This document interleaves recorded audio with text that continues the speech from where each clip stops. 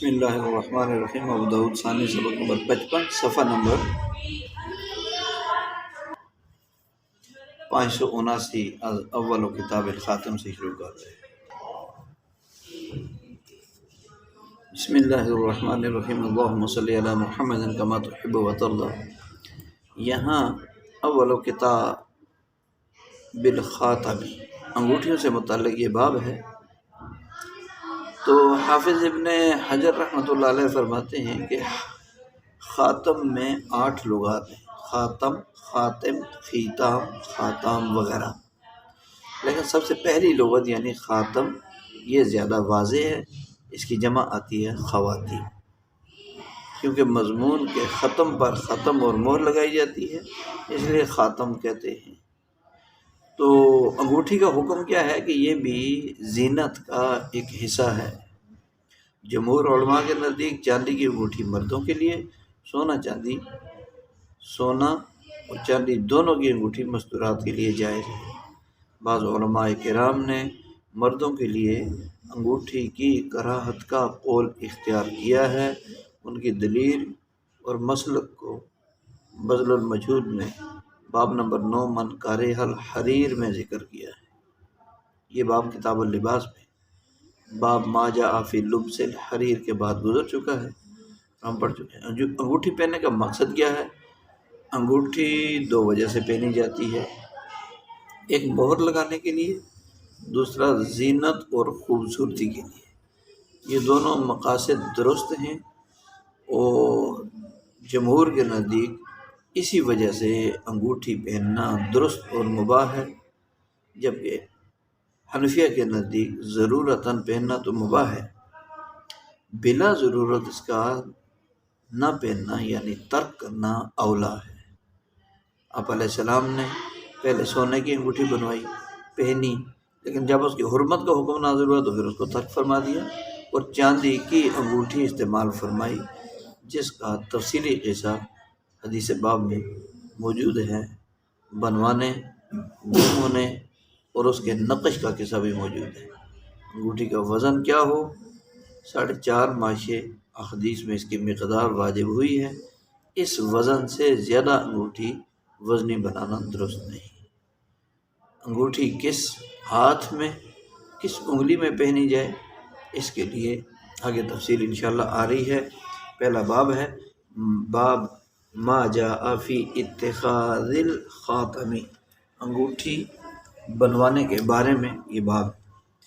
عن انس بن مالک رضی اللہ تعالیٰ عنہ قال اراد رسول اللہ صلی اللہ علیہ وسلم ان یکتب الی بعض الاعاجم فقیل له انهم لا یقرؤون کتابا الا بخاتم فاتخذ خاتما من فضة ونقش فیہ محمد رسول اللہ۔ حضرت انس بن مالک رضی اللہ تعالیٰ عنہ کہتے ہیں کہ رسول اللہ صلی اللہ علیہ وسلم نے ارادہ فرمایا کہ بعض اجمی بادشاہوں کو خط لکھے۔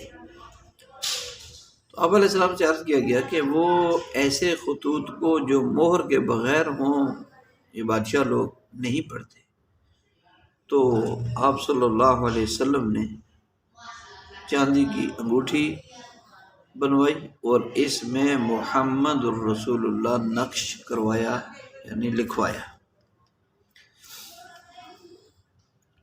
عن انس رضی اللہ تعالیٰ عنہ بمعنى حدیث عیسیٰ ابن یونس زاد فکان فی یده حتی قبض وفی ید ابی بکر رضی اللہ عنہ حتی قبض وفی ید عمر رضی اللہ عنہ حتی قبض وفی ید عثمان رضی اللہ عنہما فبینما هو عند بیر اذا سقط فی البیر فامر بها فنزحت فلم يقدر علیہ۔ اس سند سے بھی انس رضی اللہ تعالیٰ عنہ سے مروی ہے، عیسیٰ بن یونس کی حدیث کی طرح، کہ اس میں اضافہ یہ ہے کہ پھر یہ انگوٹھی آپ علیہ السلام کی وفات تک آپ کے ہاتھ مبارک میں رہی، پھر حضرت بکر رضی اللہ عنہ کی وفات تک ان کے ہاتھ میں رہی، پھر حضرت عمر رضی اللہ تعالیٰ عنہ کی وفات تک ان کے ہاتھ میں رہی، پھر حضرت عثمان رضی اللہ عنہ کے ہاتھ میں رہی۔ وہ ایک کنویں کے پاس تھے، عند بیر اذا سقط، کہ اس دوران وہ انگوٹھی اس کنویں میں گر گئی۔ حضرت عثمان رضی اللہ تعالیٰ عنہ نے اس انگوٹھی کو حضرت عثمان رضی اللہ عنہ نے حکم دیا کہ اس کنویں کا پانی نکالنے کا، تو اس کا سارا پانی نوزخت نکالا گیا، لیکن وہ اس کو نہ پا سکے، اس انگوٹھی کو نہ پا سکے۔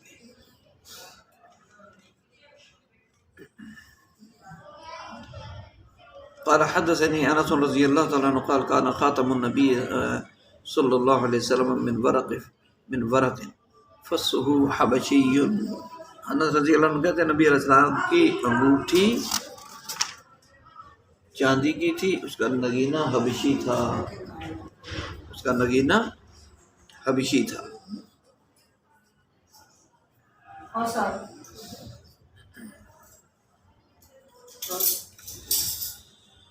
عن ابن عمر رضی اللہ تعالی عنہ قال اتخذ رسول اللہ صلی اللہ علیہ وسلم خاتما من ذهب وجعل فصه مما يلي بطن كفه ونقش فيه محمد رسول الله فاتخذ الناس خواتيم ذهب فلما رآهم قد اتخذوها رمى به وقال لا ألبسه أبدا ثم اتخذ خاتما من فضة نقش فيه محمد رسول الله ثم لبس الخاتم بعده أبو بكر رضي الله عنه ثم لبسه بعد أبي بكر عمر رضي الله تعالى عنه ثم لبسه عثمان رضي الله عنه حتى وقع في بير أريس۔ حضرت عبداللہ بن عمر رضی اللہ تعالیٰ عنہ سے روایت ہے، وہ کہتے ہیں کہ رسول اللہ صلی اللہ علیہ وسلم نے سونے کی انگوٹھی بنائی، اس کے نگینے کو اپنی ہتھیلی کے پیٹ کی جانب رکھا، یعنی ہاتھ کی ہتھیلی کے اندر کی جانب رکھا۔ پھر لوگوں نے بھی سونے کی انگوٹھیاں بنوا لی۔ جب آپ علیہ السلام نے لوگوں کو دیکھا کہ انہوں نے بھی انگوٹھیاں بنوا لی تو نبی علیہ السلام نے اس کو پھینک دیا اور فرمایا میں کبھی اسے نہیں پہنوں گا۔ پھر آپ علیہ السلام نے چاندی کی انگوٹھی بنوائی جس میں نقش کروایا گیا محمد رسول اللہ کندہ کروایا گیا، تو پھر یہ انگوٹھی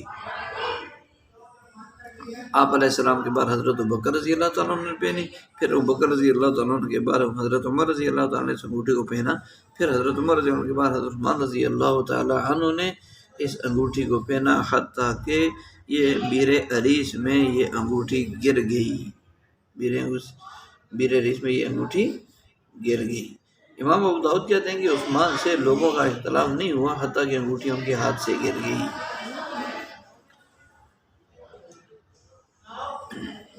عن ابن عمر رضی اللہ تعالی عنہما فی هذا الخبر عن النبی صلی اللہ علیہ وسلم فنقش فی محمد رسول اللہ وقال لا ينقش احد على خاتم هذا ثم ساق الحدیث۔ لا ينقش احد کہ حضرت ابن عمر رضی اللہ تعالیٰ عنہ سے اسی سند کے ساتھ اس روایت میں مروی ہے کہ وہ نبی علیہ السلام سے روایت کرتے ہیں کہ اس میں کندہ کروایا گیا محمد رسول اللہ، یعنی لکھوایا گیا، اور فرمایا کوئی میری اس انگوٹھی کے طرز پر کندہ نہ کروائے۔ پھر راوی نے آگے پوری حدیث بیان کی۔ عن ابن عمر رضی اللہ تعالیٰ عنہ بهذا الخبر عن النبی صلی اللہ علیہ وسلم قال فالتمسوه فلم يجدوه فتخذ عثمان رضی اللہ عنہ خاتما ونقش فيه محمد رسول اللہ قال فكان يختم به ويتختم او يتختم به، یعنی راوی کو شک ہے یختم آیا یا یتختم، یہ الفاظ فرمائے۔ حضرت ابن عمر رضی اللہ تعالیٰ عنہ سے روایت یہی حدیث مروی ہے، وہ نبی علیہ السلام سے روایت کرتے ہیں کہ لوگوں نے ڈھونڈا تو نہ پایا، تو عثمان رضی اللہ تعالیٰ نے ایک دوسری انگوٹھی بنوائی اور اس میں محمد رسول اللہ کے نام کروایا۔ راوی کہتے ہیں وہ اسی سے مہر لگایا کرتے تھے یا کہا اسے پہنا کرتے تھے، یختم مہر لگانا یا تختم اس کو پہننا۔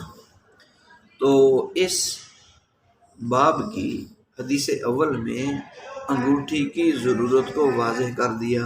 وَنُقِشَ فِيهِ محمد رسول اللہ، یہ اس کا نقش یوں تھا، اوپر جو ہے اللہ، اس کے نیچے رسول، اس کے نیچے محمد، یعنی نیچے سے اوپر کو یہ عبارت پڑھی جاتی محمد الرسول۔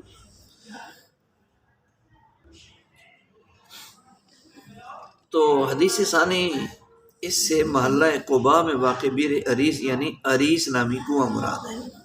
یہ بھی آتا ہے کہ حضرت معقیم رضی اللہ تعالیٰ عنہ کے ہاتھ سے اس کنویں میں گری تھی، اور جس میں گئی تو پھر وہ واپس نہ آئی اور اپنی برکت بھی ساتھ لے گئی۔ اللہ راجعون۔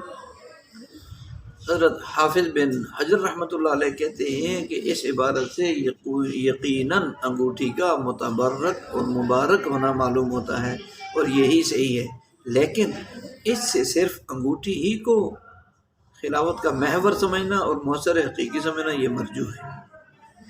تیسری حدیث، اس انگوٹھی کا نگینہ حبشی طرز کا بنا ہوا تھا۔ یہ بھی آتا ہے کہ انگوٹھی اور نگینہ دونوں چاندی کے تھے۔ برر اعتراض یہاں نہیں ہوگا کیونکہ نگینہ حبشہ کا تھا، یا یہ مطلب نہیں ہے کہ بلکہ عام ہے کہ چاندی، پتھر، عقیق وغیرہ کسی چیز کا بھی نگینہ ہو سکتا ہے، اور بناوٹ حبشہ طرز کی ہوگی، اس طرح یہ تطبیق ہو جاتی ہے۔ دوسرا یہ بھی کہا جاتا ہے کہ انگوٹھیاں کئی ہوتی تھی، کسی کا نگینہ چاندی کا تھا، کسی کا نگینہ حبشی تھا۔ تو اگلی حدیث میں جو ہے، اور پانچویں اور آخری حدیث، حدیث خامس، اس میں یہ بتایا فلما رآہم قد اتخذوها رما بھی سونے کی انگوٹھی آپ علیہ السلام کے زیر استعمال تھی۔ صحابہ رضوان اللہ علیہم نے آپ علیہ السلام کو دیکھ کر اتباع میں سونے کی انگوٹھیاں بنوا لی۔ جب صحابہ نے انگوٹھیاں پہنی تو آپ علیہ السلام کے سامنے آئے، اتنے میں سونے کی انگوٹھی کی حرمت اور ممانعت کا حکم نازل ہو گیا، تو آپ علیہ السلام نے انگوٹھی اتار دی، اور جان نثار صحابہ کرام نے بھی وہ انگوٹھیاں اتار دیں۔ باب ما جاء فی ترک الخاتم، انگوٹھی نہ پہننے کے بارے میں یہ باب ہے۔ عن انس بن مالک رضی اللہ تعالیٰ عنہ رفع فی ید النبی صلی اللہ علیہ وسلم خاتما من ورق یوما واحدا فصنع الناس فلبسوه وطرح النبی صلی اللہ علیہ وسلم فطرح الناس۔ حضرت انس بن مالک رضی اللہ تعالیٰ عنہ سے روایت ہے، وہ کہتے ہیں کہ انہوں نے ایک دن رسول پاک علیہ السلام کے ہاتھ میں چاندی کی انگوٹھی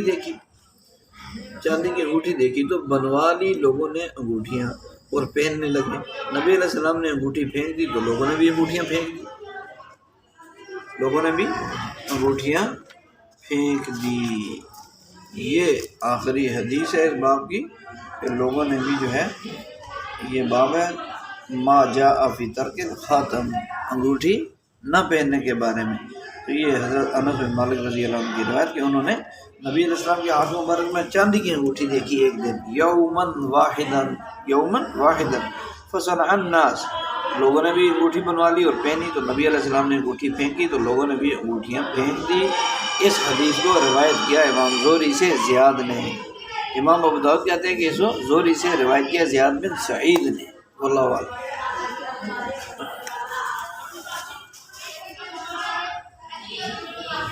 اور سب نے یہی کہا کہ یہ چاندی کی انگوٹھی تھی۔ کلہم قال من ورق، چاندی کی تھی۔ باب ما جاء فی خاتم الذهب، یہ مردوں کے لیے سونے کی انگوٹھی کا پہننا جائز ہے، اس کے بارے میں یہ باب ہے۔ عن عبد الرحمن ابن حرملة عن ابن مسعود رضی اللہ تعالیٰ عنہ قال كان يقول كان نبی اللہ صلی اللہ علیہ وسلم يقرأ عشر خلال الصفرة يعني الخلوق وتغيير الشيب وجر الإزار والتختم بالذهب والتبرج بالزينة لغير محلها والضرب بالكعاب والرقاء إلا بالمعوذات وعقد التمائم وعزل الماء لغير أو غير محله أو عن محله وفساد صبي غير محرمه۔ کہ حضرت ابن مسعود رضی اللہ تعالیٰ عنہ کہتے ہیں کہ اللہ کے نبی صلی اللہ علیہ وسلم نے 10 خصلتیں ناپسند فرماتے تھے، 10 خوبیاں ایسی تھیں جن کو نبی علیہ السلام یہ کرو ناپسند فرماتے تھے۔ نمبر 1 کیا تھی؟ زردی یعنی خلوق، پیلے رنگ کا استعمال۔ نمبر 2 سفید بالوں کا تبدیل کرنا،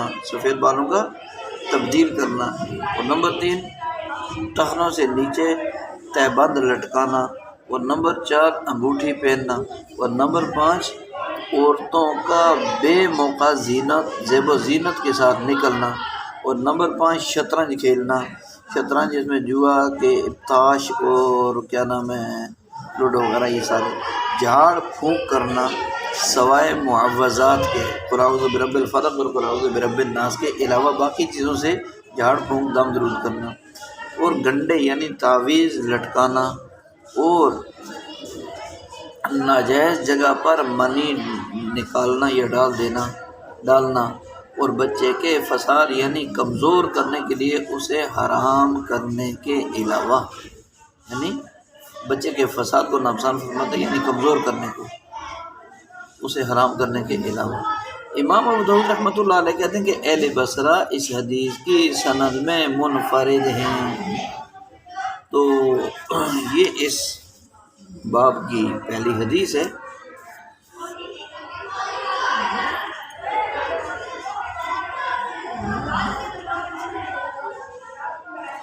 تو یہ تبرج بزینہ نامحرم کے سامنے اظہار زینت مراد ہے۔ اس سے قرآن کریم میں چونکہ وضاحت کے ساتھ اسے منع کیا گیا ہے۔ تختم بالذہب یہ حکم مردوں کے لیے ہے، عورتوں کے لیے بلا کراہت اور بلا قباحت درست ہے سونے کے انگوٹھی یا زیورات کا استعمال کرنا، البتہ جو اظہار زینت کے مواقع ہوں وہاں درست ہے، محرم یا اپنے ماں باپ یا شوہر کے سامنے، اگرچہ زیادہ کنگھی چوٹی اور ذبائح میں لگے رہنا فضول کہا گیا ہے۔ الضرب بالکعاب یعنی گوٹیاں، کعاب کعبۃ کی جمع، لعبۃ کوبۃ کی جمع ہے، تو یہ منع ہے۔ صحابہ کرام رضی اللہ عنہم نے بھی اسے ناپسند فرمایا ہے۔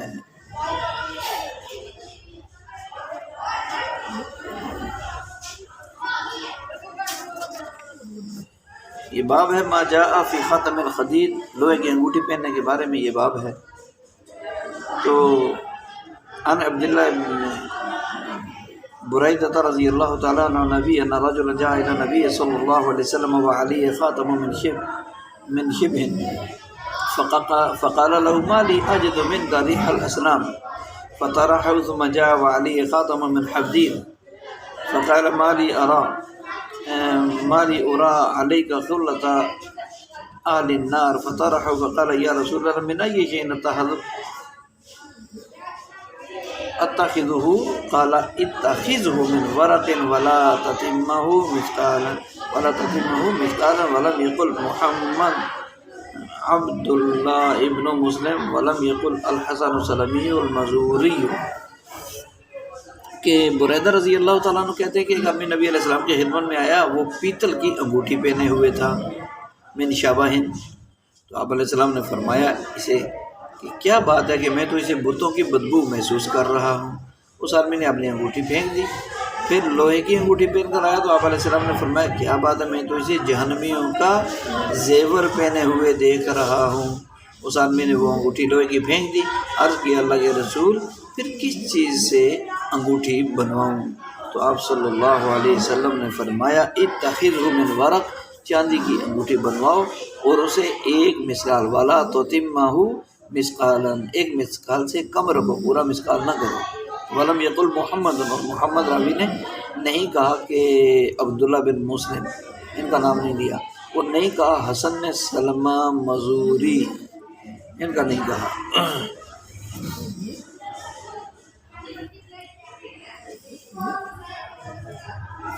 حدثنا ایاس بن الحارث